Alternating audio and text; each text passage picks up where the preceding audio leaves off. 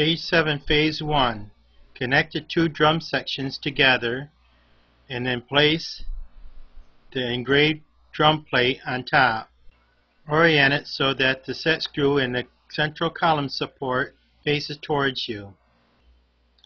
Rotate the earth arm and ensure that the 19mm bearing is still on the central column.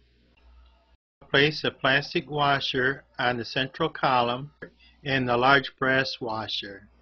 Holding them with your finger, place the earth arm onto the central column support.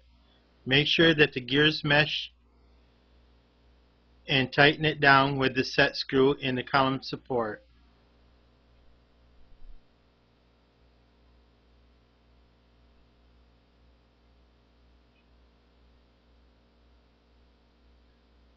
Now when you move the arm back and forth, the gears in the engraved drum plate should rotate.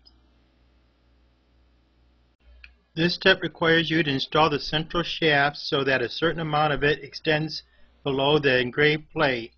Now you can use a scale, but I'll show you how you can do this without one. Now with the set screw sticking out of the long collar so it don't roll away on you, set it on its side.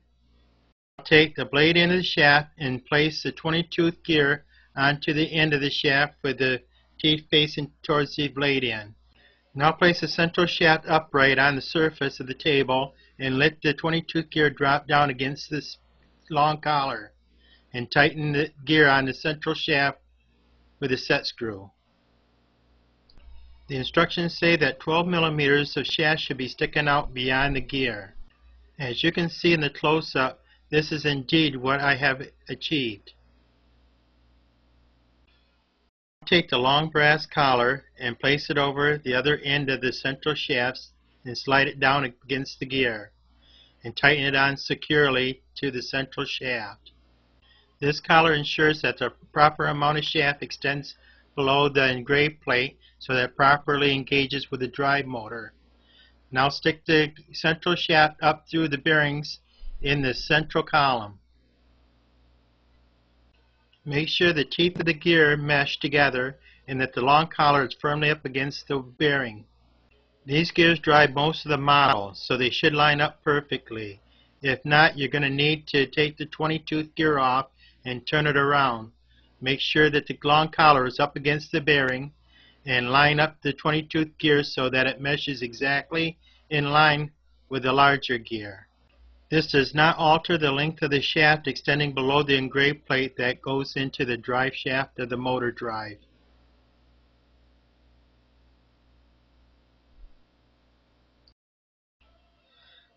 Place the two curved drum sections, leaving a gap for you to reach your hand into. Now with the year counter facing towards the front, place the engraved plate on top of the drum sections. Let the central shaft drop down. As you can see, you can reach under the model and you can lift up on the central shaft. Place the brass spacer onto the central shaft, followed by the small plastic washer. Now's the time to put the long chain on. Before we do though, you have to orient the moon track. The high side has to be away from the central shaft. So take the low side of the moon track closest to this eclipse gear and turn it until it faces towards the central gears. This gives you room for the chain. Now by opening up the chain, loop it around the earth and slip it underneath the eclipse gear between the moon pillar and the central shaft stack of gears. Now let the chain rest on top of the sprocket. Don't wrap it around the sprocket. And take the chain and make it into an L shape. Now lower the chain over the 18-tooth sprocket. Now lift the eclipse gear and the chain should slip right underneath it. Now you can wrap the chain around the 14-tooth sprocket under the earth and around the 22-tooth sprocket on the center shaft. Now you can take the 14-tooth sprocket with the hub with the slot facing up, put it on the end of the chain. Tilt the engraved plate so that you can place the sprocket over the central shaft. Make sure that the chain is around the gears.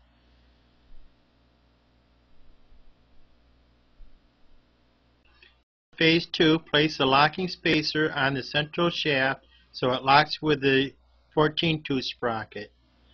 Place the other 14-tooth sprocket over the short chain and wrap it over the 18-tooth sprocket and set it over on top of the locking collar. Now reach underneath the model and push up on the central shaft. Make sure that the gears are meshing underneath and that the upper sprocket locks into the locking collar.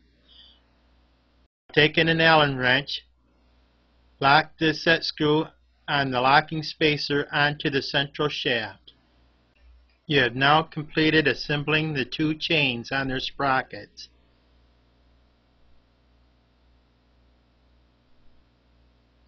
Before installing the base bolts, be sure that there's no wires in the way of the holes.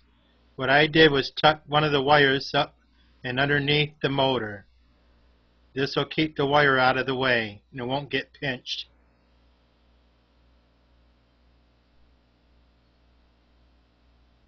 Now with a mark facing you on the base plate, take a drum section that has Scorpio on the edge and set this section into the groove on the base plate so that the edge with Scorpio lines up with the mark on the base plate. Now set the other drum section onto the base plate in the groove and take the engraved drum plate and set it on top of the drum sections so that November 22nd lines up with the seam between the two sections. Now you'll have to turn the shaft so that the tab on the shaft falls into the groove in the shaft of the motor drive. Now make sure the marks are lined up with the seam. Then you're ready to take and install the bolts. Carefully tilt the model up, thread the bolt through the bottom hole, and it should line right up with the threaded hole in the engraved plate up above. Rotate the model a third of a turn, get another base bolt, and install it into the second hole.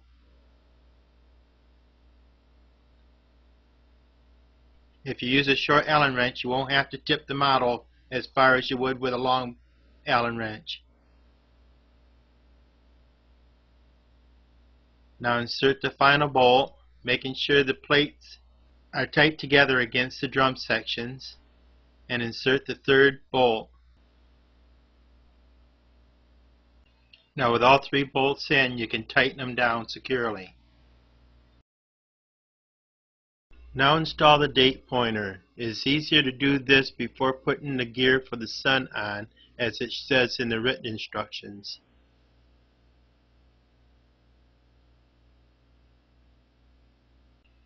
The written instructions also show that a plastic washer goes on the central shaft and then the sun gear goes on top.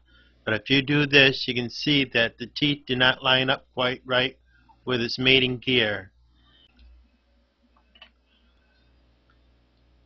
Now with the spacer removed, you can see when the sun gear is on that it lines up a lot better with its mating gear.